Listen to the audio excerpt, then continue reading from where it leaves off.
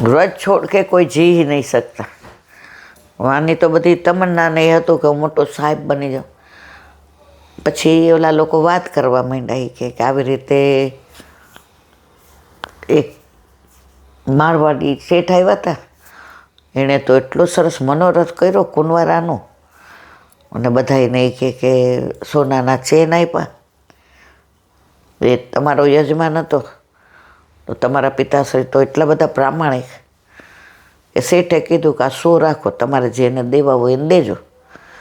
100 તોલાનો છે, 1 તોલાનો 1 ચેન છે. તો તમારા બાબા એટલા પ્રામાણિક, તમારા પિતાશ્રી, કે 66 જણાને આપ્યો. તો બાકીના જે 34 હતા એ સાંજે ઓલા મુકામ ઉપર ગયા, એટલે કે આ શેઠ તમારા कि तुमने लिया? हाँ, 66 में 66 में इंक्लूडिंग माई सेल्फ, कि तुम ऐसा बोलते कि 100 को दे दिया, मैं रह गया और मैंने 2-3 रखा ही है. आप इतने प्रामाणिक, हम व्रजवासी मांग के लेते हैं, हराम का नहीं लेते, दूसरों का नहीं लेते. लो आप. तो એ શેઠે ખુશ થઈને કીધું કે આ 34 તોલા તમારી દક્ષિણા, તમારી ભેટ. તમારા દીકરાને લગ્ન થાય ત્યારે હું હોઉં કે ન હોઉં, આ 34 તોલા એના લગ્નમાં આપજો. એટલે વ્રજવાસે કીધું નહીં, આપ હોંગે ही, तब आप आना और तब देना. मेरा लड़का परदेश करने गया है, वो क्या करेगा मुझको मालूम नहीं है, मैं अपने सिर पर भार नहीं रखता. और इतनी सराहना हुई ऐसे तुम्हारे पिताश्री के तुम बेटे हो, ये कुर्सी तुम्हारे सेठ के देख कर हम बहुत प्रसन्न भये. तने गमे छे? तने यमुनाजी याद आवे छे? तने गोकुळ याद आवे? छकराणी घाट, गोविंद घाट, ए छोकरનું વૃક્ષ, વલ્લભના બેઠકજી, શ્રીજી બાવા, ભરપૂર યમુનાજી. અને આપણે તો યમુના પુત્ર છે, આપણે તો કૂદકાઈ મારીએ, આપણે તો સ્નાને કરીએ. આ પહેલાંની વાત છે, એટલે આ ફીણના કેમિકલને નહોતો. આપણે તો પાને કરીએ, આપણે પીવા યમુના જળ જોઈએ, અને सामग्री में यमुना जल જોઈએ. और जब उत्सव होता है, बात ही मत कर. ठाकुर जी बोले थे कि उधो व्रज मोहे बिसरत नाही. એટલે તને અહીંયા યાદ તો આવતું હશે નહીં? તને આ બધું માહોલ ગમે છે? બોલો વળી પાછો કે ऐसे तो बढ़िया है, लेकिन પછી કે તો को रोजवासी को चकाचक याद आता है. ऐसे तो यहाँ सब ठीक ठाक है, लेकिन ओला लोग 4 जणा હતા. અડધો કલાક વ્રજની, વૃક્ષોની, વેલીની, વનરાયની, પક્ષીઓની, ગાયોની, બછરાની એવી વાતો કરી. यहाँ तो ये सब सीमेंट का ही है नहीं, यहाँ कोई किसी का नहीं. બોલા ને તો આખી રાત ઊંઘ ન આવી. એટલે આ લોકોને કંઈક કામ હતું, એટલે એણે કીધું હતું કે હું તમને લઈ જઈશ. હવે પોતે તો શેઠ બની ગયો હતો 50%નો. બીજા દિવસે શેઠને કહ્યું મારો હિસાબ કરી દો, આ 100% તમે લઈ લો, જે હિસાબ. અરે આ તારા લીધે તો મેં આટલું વધાર્યું છે, હવે એમ ન જવાય, મારે નથી રહેવું. મનમાં કે તને હું ખબર પડે શેઠિયા, ઠાકોરજી મથુરા આવીને એમ કહેતા હોય કે વ્રજ મોહે બિસરત નહીં, તો વ્રજ મને નથી ભૂલ્યું, હું વ્રજને ભૂલી ગયો છું.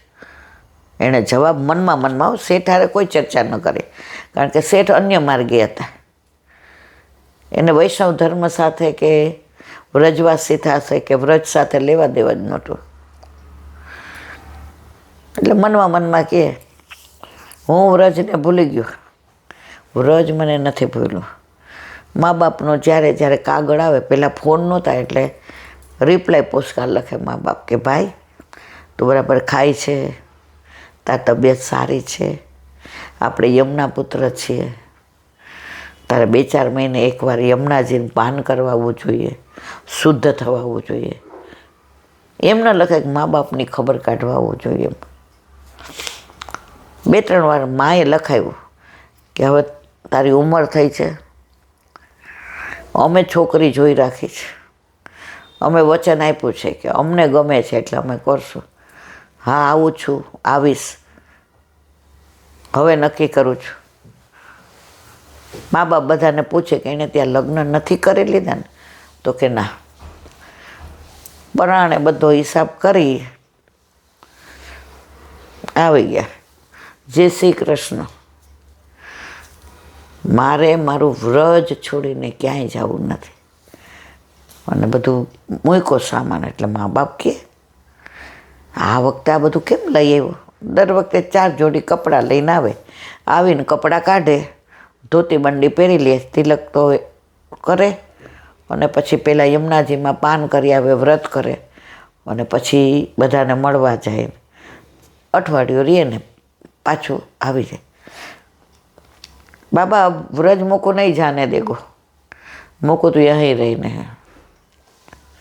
એની માં કે મને ખબર હતી કે યમુનાજી એટલા કૃપાળુ છે કે બહારના વૈષ્ણવ અહીંયા આવીને જો વ્રજવાસ કરતા હોય તો વ્રજવાસીને થોડા બહાર વાસ કરવા દે. સવારનો ભૂલેલો સાંજે ઘરે આવે ને એને ભૂલેલો ન કહેવાય. અને ધામધૂમથી લગ્ન કર્યા. તો વ્રજ એક જણ કે આ વૃક્ષો કેવા નસીબદાર. તો વ્રજવાસી એવું કે આ સ્થાયી છે, આ વૃક્ષો તો 100 વર્ષ સુધી રહે, આપણું તો નક્કી જ નહીં, કોઈ રહે ને 200 વર્ષ, આપણે ગમે ત્યાં ટપકી જઈએ. તો કાયમી વ્રજવાસ કરતા હોય ને વ્રજમાં, તો આ વૃક્ષો, આ વેલીઓ, આ ડાળીઓ એ કેવા નસીબદાર છે. ઓલી બંસીને પૂછ્યું એ કે બધું નાખ્યો જળમાં એટલે એ ડૂબી જાય, લાકડું કેમ નથી ડૂબતું? તો કે અમને પાળી પોસીને આ પાણીએ મોટા કર્યા છે. વૃક્ષને જળ કોણ આપે? યમુનાજી, વરસાદ, વ્રજવાસીઓ. તો જેને અમને મોટા કર્યા હોય એ અમને ડૂબાડે ખરા? તો આના ઉપરથી જે કે આપણને જેણે મોટા કર્યા, કરોડો વર્ષોથી વિખૂટા પડેલા આપણે અહીં આવ્યા, વલ્લભે આપણો હાથ ગોવર્ધનનાથજીના હાથમાં સોંપ્યો, તો એ આપણને તારે કે ડૂબાડે? પછી આપણે ચિંતા કરવાની જરૂર જ નથી. હા, એવા કર્મો કરીએ ને તો અંતરાય આવે. જેવી રીતે ગુલાબદાસ હતા, એ ગુલાબખાન થઈ ગયા, પણ ગુસાઈજીએ છોડ્યા નથી. તો અત્યારે ઘણા થઈ જતા હોય ગુલાબખાન. ઘણા વૈષ્ણવ બિચારા કે ઈલાબેન મારો દીકરો વહરી ગયો છે, એને પુષ્ટિ માર્ગનું નામ દઈએ ને એટલે અકળાઈ જાય છે. એ તું વાત જ કરતી નહીં, આ ઘારીઓને અડવાનું નહીં ને. અને એને સૌથી વધુ તકલીફ હોય ને તો વૈષ્ણવની. ગમે એવા સારા મૂડમાં આવે, વાતો કરતો હોય ને વૈષ્ણવ મને મળવા આવે ને, કૂદકો મારીને પાટલે બાયણે થયો જાય. બધું એને કાંઈક એવું થયું, એનો અંતરાય હશે. જો અંતરાય હોય ને ત્યાં સુધી કશું જ ના થઈ શકે. આજે ઘણા 4-5 વાર ચૂંટણીમાં ઊભા રહીએ તો યાર, અને પછી એને પ્રધાન બનાવી દે, પછી ચૂંટણી લડે એટલે એ જીતે. એમ આપણે બધા જિંદગીથી હારીએ, સમાજથી હારીએ, કુટુંબથી હારીએ. લાગણીથી હારીએ આટલી વાર તોય પાછા આપણે જીતવાની લાઈમાં કે હું સંસારને જીતી જઈશ, સંસાર મને સારો કહેશે, મેં સંસાર માટે આટલું કર્યું તો હવે તો મને કાંઈક એનું ફળ મળશે. સંસારીને કોઈ ફળ મળતું નથી. સંસારીનું સુખ કેવું જાંજવાના નીર જેવું, હવે હું તો બડભાગી રે મોહન પ્યારા, મુખડાની માયા લાગી રે મોહન પ્યારા. સંસારમાં કોઈએ કોઈને જસ દીધો નથી અને દેવાના પણ નથી. આપણે બધાય ધુમાડાને બાચકા ભરીએ છીએ,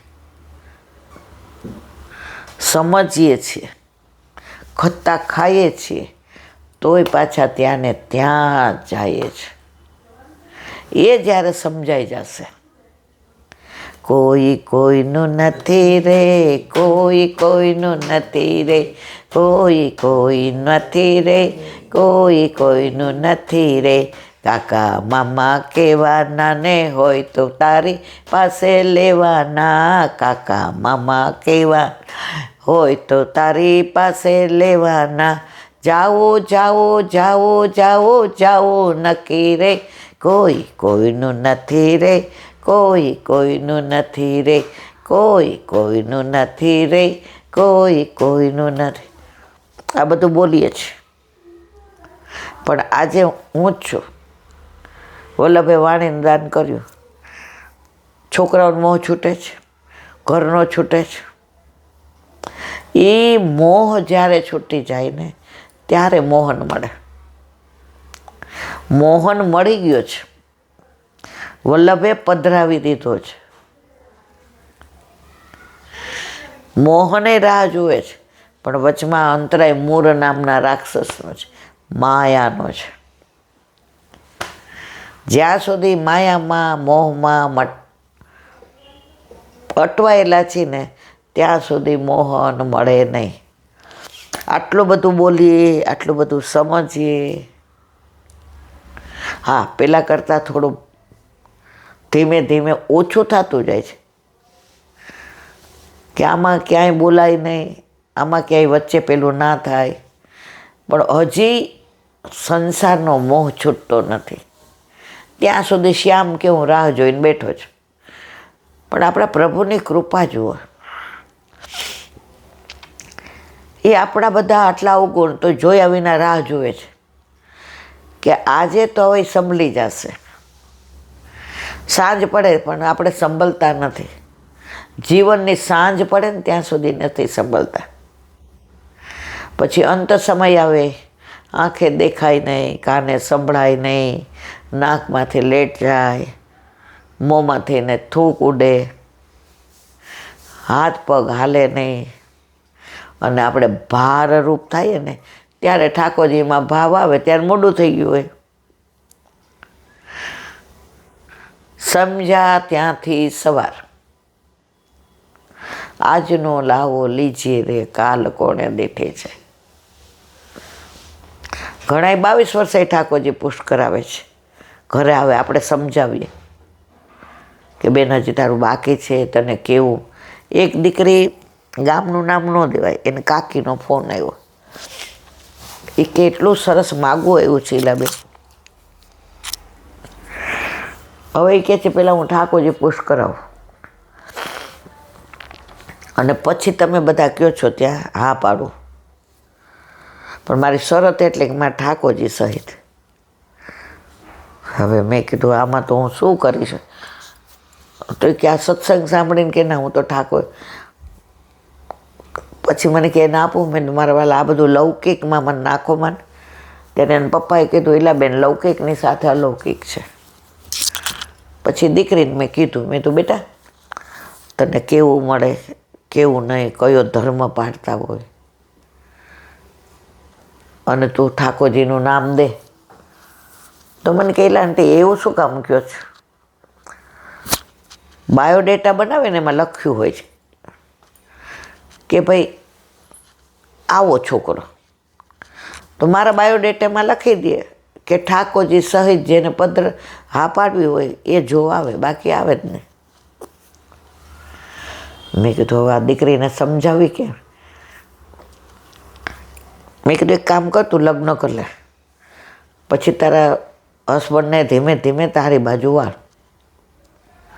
અને એ હા પાડે પછી તું ઠાકોરજી પૂછ કરો કે તમે એમ કહો છો કે તારા હસબન્ડને ધીમે ધીમે તારી બાજુ વાળી લે.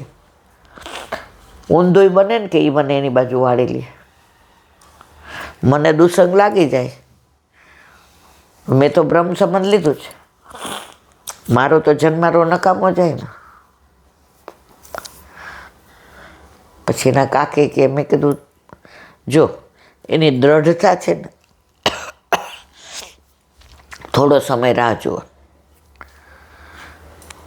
પછી 3-4 જગ્યાએ બધાએ ના પાડી કે ભાઈ ના,